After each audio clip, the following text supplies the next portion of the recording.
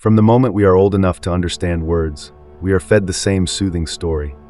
That harmony is the highest virtue, that conflict is a disruption to be avoided at all costs, and that a good person is someone who never stirs the waters. We are taught to smile even when something inside us screams that something is wrong. We are told to compromise when we should be standing firm. And slowly, almost invisibly, the idea takes root that the absence of conflict is the measure of a well-lived life. But beneath the surface of this comforting narrative lies a dangerous illusion. Harmony, as it is sold to us, is often not peace but submission. It is not unity but silence. In this version of harmony, the strong suppress their truth so the weak won't feel discomfort, and the unjust hold their position because no one dares to challenge them. In the name of keeping the peace, we trade away our voice, our values, and eventually, our sense of self. The myth of harmony has deep cultural roots. Families teach it to children to keep order in the home. Schools reinforce it by rewarding compliance over curiosity. Workplaces thrive on it because a compliant workforce is far easier to control than one that questions, challenges, or demands change.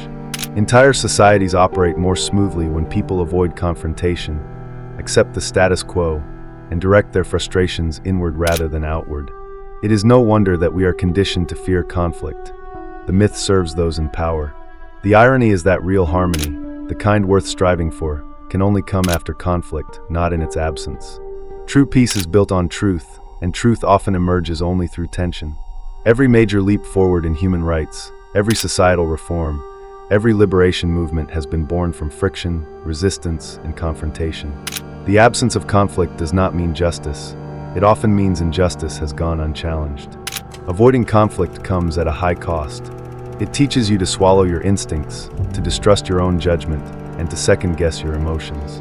Over time, it creates an inner dissonance, a gnawing sense that you are not living your life on your own terms. People begin to shrink from opportunities, relationships become superficial, and entire lives are lived in quiet resentment. You begin to wear a mask, projecting calm on the outside while storms rage within. And yet, the fear of conflict is not innate. Children are born with a raw and honest way of expressing themselves. They cry, they protest, they resist. They are not afraid to say no when something doesn't feel right. It is only after years of conditioning that this instinct is dulled, replaced with the reflex to smooth things over, to be agreeable, to seek safety and consensus. The tragedy is that in avoiding conflict with others, we often create a lifelong conflict within ourselves. Understanding the myth of harmony requires us to ask uncomfortable questions. Who benefits when we stay silent? Who profits when we suppress our truth? And what do we lose when we choose to avoid confrontation? These questions do not have comfortable answers, but they are the key to dismantling the illusion. To reject the myth is not to become reckless or argumentative. It is to recognize that the goal of life is not to avoid storms, but to become someone who can stand in them without losing their ground. It is to see conflict not as a threat to peace, but as the path through which peace becomes real. It is to reclaim the courage to speak when silence is easier, to act when inaction feels safer, and to walk away from false harmony, even if it means walking into tension. When you realize that harmony without truth is just a cage with soft walls, you stop fearing the noise of confrontation. You start to see it for what it is, the sound of change being born. And in that moment, the fear begins to dissolve, replaced by a deeper fear, the fear of living a life muted by the myth of harmony. Conflict is often portrayed as a destructive force, something to be feared and avoided at all costs. Yet history tells a very different story. Every significant transformation in individuals, communities, and entire civilizations has been born out of conflict. It is the pressure that forces hidden truths to the surface, the friction that sparks movement, the disruption that clears the ground for something new to grow. When we speak of conflict, the mind often jumps to images of shouting matches, broken relationships, or even violence. But conflict, in its essence, is simply the collision of differing truths. It is the moment when competing ideas, values, or desires come into contact and demand resolution. This resolution does not have to come through destruction. It can come through dialogue, through mutual understanding, or through a decisive shift in direction. Without that collision, nothing changes. Comfort zones remain unchallenged, injustices remain intact, and potential remains unrealized. Consider the moments in your life when you grew the most. They likely were not times of perfect calm, but moments when the old way of doing things could no longer hold. Perhaps it was a confrontation with a friend or partner that forced you to express your needs honestly for the first time. Perhaps it was a disagreement at work that pushed you to rethink your approach and discover hidden capabilities. Or perhaps it was an internal conflict, a gnawing discontent, that finally pushed you to break free from a situation that no longer served you. In each case, the discomfort of conflict became the seed of transformation. Society evolves the same way. Slavery did not end because people politely agreed it was wrong. It ended because generations of people confronted the status quo, often at great personal risk. Women's suffrage, civil rights, labor protections, all came from voices that refused to be silenced, even when their insistence created deep and dangerous divides. Conflict was not an obstacle to these changes, it was the very engine that drove them forward. The paradox is that the more we try to avoid conflict, the more we prolong the very problems we wish to escape. Avoidance lets injustice metastasize. Silence allows harmful dynamics to deepen their roots. In our personal lives, refusing to engage in difficult conversations lets resentment and misunderstanding fester until they eventually explode in far more damaging ways. The absence of visible conflict does not mean the absence of tension.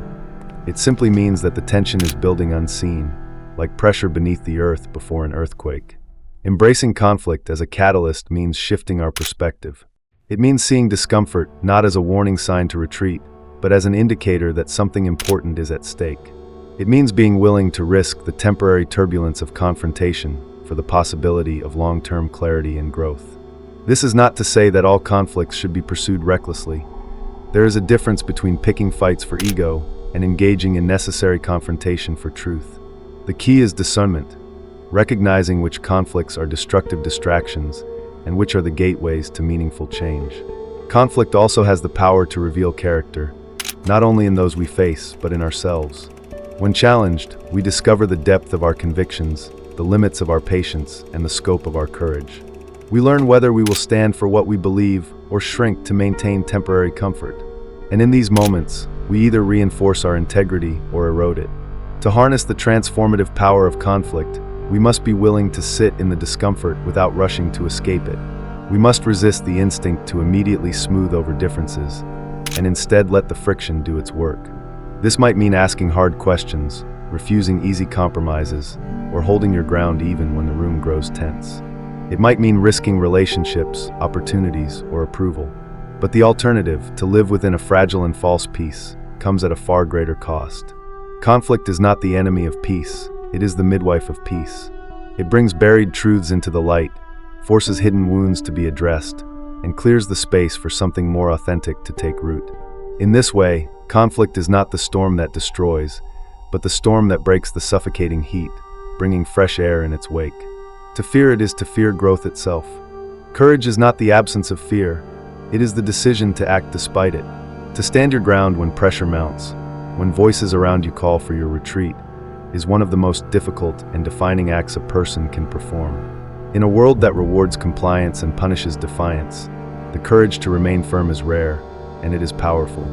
From an early age, most people are taught to avoid trouble, to smooth over disagreements, to keep their head down in order to avoid confrontation. These lessons may be well-intentioned, but they often come at a cost. We learn to equate peace with submission and safety with silence. When we internalize these beliefs, standing our ground feels not only risky, but almost unnatural.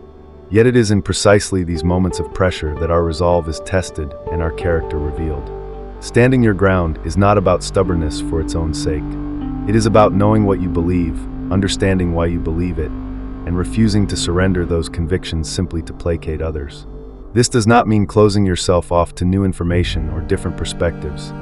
Genuine courage requires humility.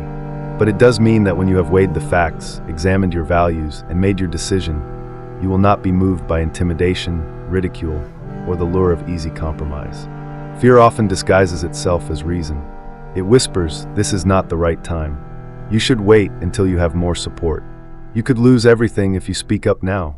And so we hesitate, convincing ourselves that caution is wisdom, when in reality it is surrender. Courage recognizes the risk, but refuses to let it dictate the outcome. History offers countless examples of individuals who stood their ground against overwhelming opposition. Think of the whistleblower who risks career and reputation to expose corruption. The activist who endures threats and isolation to speak for those without a voice. The lone dissenter in a meeting who refuses to approve an unethical plan, even as colleagues shift uncomfortably and avoid eye contact. In each of these cases, the decision to remain firm comes with real costs, but it also has the potential to alter the course of events. In our personal lives, the courage to stand your ground can be just as transformative. It might be the moment you finally set a boundary with someone who has taken advantage of you for years. It could be telling your family you are choosing a path they do not approve of, or refusing to participate in behavior that violates your principles, even if it means losing friends. These moments rarely come with applause. More often, they come with criticism, misunderstanding, and sometimes loneliness. Yet they also come with something far more valuable: the knowledge that you were true to yourself. There is a quiet strength in those who can face the storm without yielding. It comes from clarity of purpose, from the conviction that some things matter more than comfort, approval, or even personal safety. This strength cannot be faked. It is built through repeated choices to face discomfort rather than run from it. Over time, each act of courage reinforces the next, creating a foundation that no external force can easily shake. Standing your ground also changes how others see you. People instinctively respect those who are unshakable in their convictions. Even those who disagree with you may secretly admire your resolve. More importantly, your courage can inspire others to find their own. One act of firmness can create ripples, showing those around you that it is possible to resist pressure and survive the consequences. To cultivate this courage, you must first know your values intimately. If you are unclear about what you stand for, you will waver at the first sign of resistance. This means taking the time to reflect deeply on what matters to you, testing those beliefs in the face of challenges, and refining them when necessary. It also means accepting that not everyone will understand or support your stance, and being willing to live with that reality. Standing your ground is not about winning every battle. Sometimes the outcome will not go your way, and you may suffer losses. But the act itself, the refusal to be bent by fear or force, is a victory in its own right. It strengthens the spirit, deepens self-respect, and builds the kind of resilience that cannot be bought or taught. In the end, the courage to stand your ground is about living a life that is your own. It is about refusing to hand over your voice, your choices, or your integrity to anyone else. The world will always offer reasons to bend, to comply, to take the easier road. But if you can stand firm in the moments that matter, you will not only shape your own destiny, you will become a living example that strength is not in domination, but in the unshakable commitment to what you know is right. Discomfort is an experience that most people instinctively avoid. It triggers a primal reflex to retreat, to protect ourselves from pain, uncertainty, or embarrassment. We associate discomfort with something being wrong, a mistake to fix, a condition to escape, an obstacle to remove. Yet, if we shift our perspective, we can see that discomfort is not the enemy. It is one of the most reliable indicators of growth. Hidden beneath its surface is a set of rewards that are inaccessible to those who always choose the safe path. In moments of discomfort, the mind becomes fully alert. The autopilot switches off. Every sense sharpens. This heightened awareness is the body and mind preparing you to adapt, to rise to a challenge. It is in such moments that real learning takes place, because they force you to engage at a deeper level than the comfortable routine ever demands. You remember the details of difficult conversations. You recall the lessons from a project that nearly failed. You never forget the feeling of stepping onto a stage for the first time. Discomfort etches growth into your memory. When you embrace discomfort deliberately, you begin to build resilience. It is a kind of training that cannot be replicated by theory or imagination. You can read about public speaking, but until you stand under the lights and feel the weight of 100 eyes on you, you will not know how your voice shakes or how to steady it. You can study negotiation techniques endlessly, but until you sit across from someone whose demands clash with your own, you cannot truly test your ability to remain calm and persuasive. Each uncomfortable encounter leaves you stronger for the next. Discomfort also acts as a filter for authenticity. When stakes are low and everyone is at ease, it is easy to wear a mask. But in challenging situations, when the pressure mounts and patience runs thin, people reveal who they really are. You see their values, their priorities, their breaking points, and you see your own. Discomfort has a way of stripping away the superficial and exposing the truth. This clarity is a reward in itself, because it allows you to navigate life with better judgment about who and what truly matters. There is another hidden benefit. Discomfort destroys stagnation. The human mind craves certainty, and with it, the familiar patterns of thought and behavior that feel safe. But these patterns can become cages. Discomfort is the force that shakes the bars, demanding change. It pushes you to innovate when old methods fail, to expand your skills when your current ones are no longer enough, to reimagine your path when it no longer fits who you are. Without discomfort, there is no reason to evolve. Even in failure, discomfort provides value. A failed attempt still teaches you where the limits are, both real and imagined. It shows you how much risk you can endure, how quickly you can recover, and how resourceful you can be under pressure. Failure also normalizes the idea that pain and disappointment are survivable, which is perhaps the most empowering realization of all. When you know you can survive discomfort, fear loses much of its control over you. The hidden rewards of discomfort become more visible when you stop treating it as a threat and start using it as a compass. If something makes you uneasy because it forces you to grow, to stretch, to leave behind the safety of what you know, then it is worth pursuing. Comfort might feel good in the moment, but over time it dulls the mind, weakens the will, and narrows the possibilities of your life. Discomfort, on the other hand, keeps you awake, alive, and engaged with the full range of human experience. The path to any meaningful transformation runs straight through discomfort. Those who accept this and step willingly into challenging situations discover not only new capabilities, but also a deeper sense of self-respect. They trust themselves because they have seen what they can endure. They are not fragile. They are not limited to the conditions they prefer. They know that they can adapt to what life demands. And that confidence, the quiet knowledge that you can face discomfort and emerge stronger, is one of the most valuable rewards life can offer. Tactical confrontation is not about seeking conflict for its own sake. It is about recognizing that some battles must be fought, and that when they arise, you should engage with skill, precision, and purpose. To master this art is to transform confrontation from an emotional reaction into a deliberate strategy.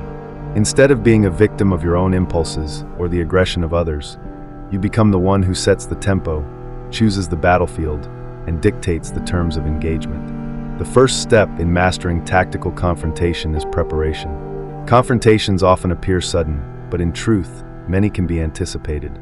The warning signs are there: the brewing tensions in a workplace, the repeated small violations of boundaries in a relationship, the subtle manipulations in negotiations.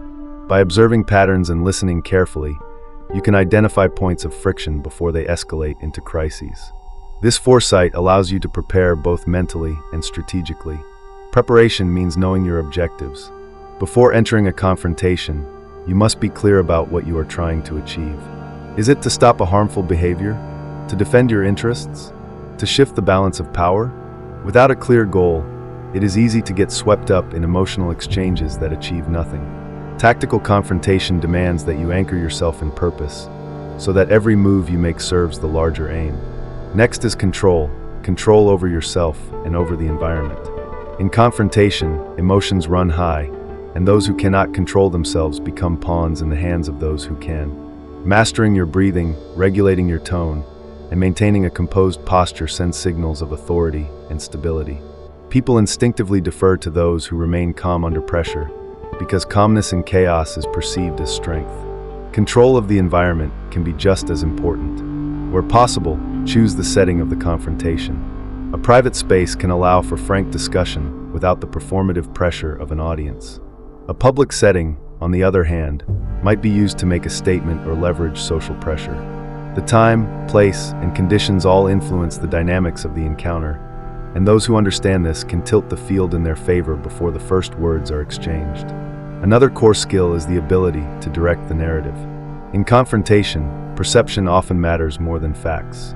If you allow your opponent to define the terms of the discussion, you are already at a disadvantage.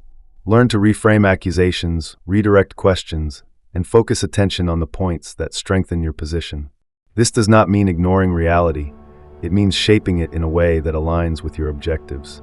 Silence is one of the most underestimated weapons in tactical confrontation. People often rush to fill silence with words, and in doing so, reveal information, make concessions, or expose vulnerabilities.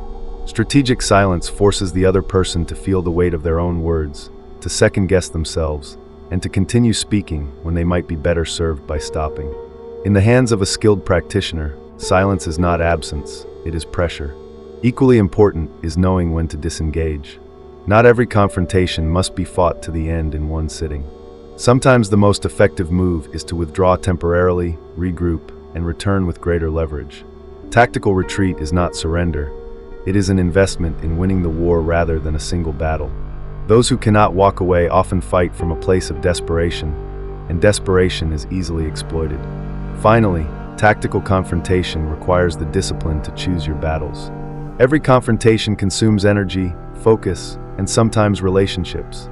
The true master does not waste these resources on trivial matters or on opponents who cannot influence the larger outcome. By being selective, you ensure that when you do engage, you have the capacity to fight at full strength.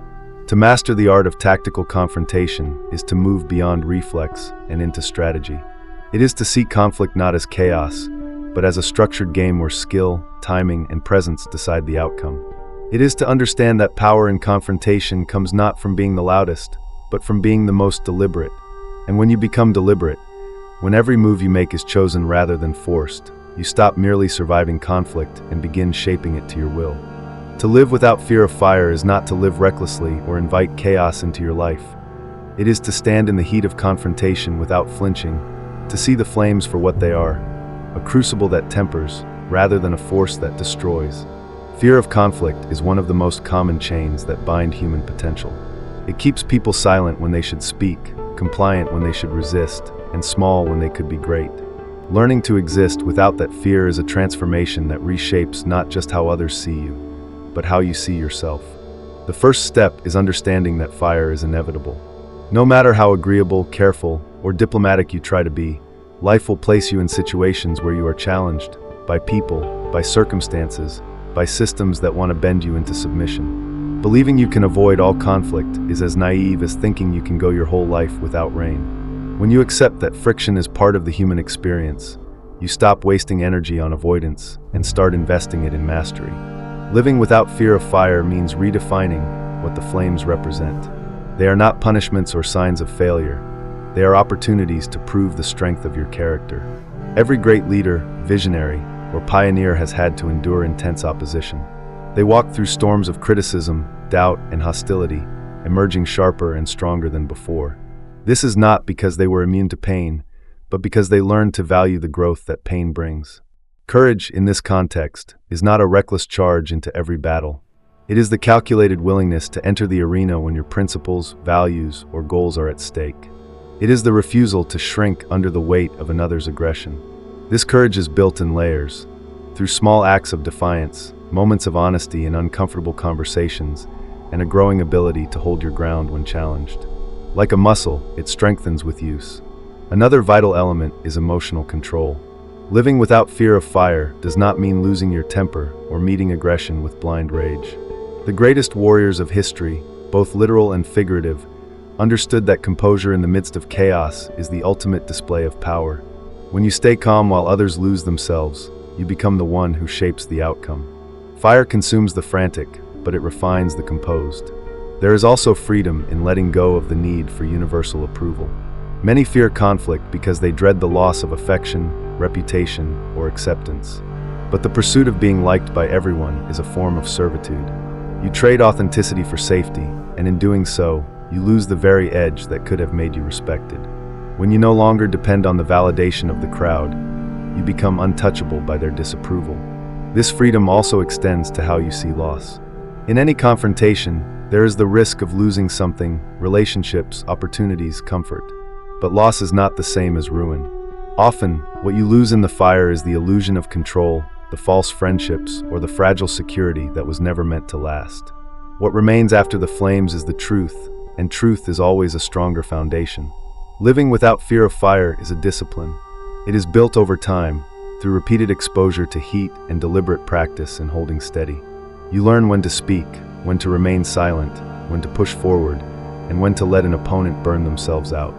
You become fluent in the rhythms of conflict, knowing that not every spark needs a response, but every real threat must be met with unshakable resolve. In the end, the fire is not your enemy. It is the teacher that strips away the unnecessary, reveals your resilience, and forces you to rise above the instincts of flight and appeasement. To live without fear of it is to step fully into your power, to stop negotiating your worth with the world, and to carry yourself with the quiet certainty that no flame can consume what is forged in truth and courage.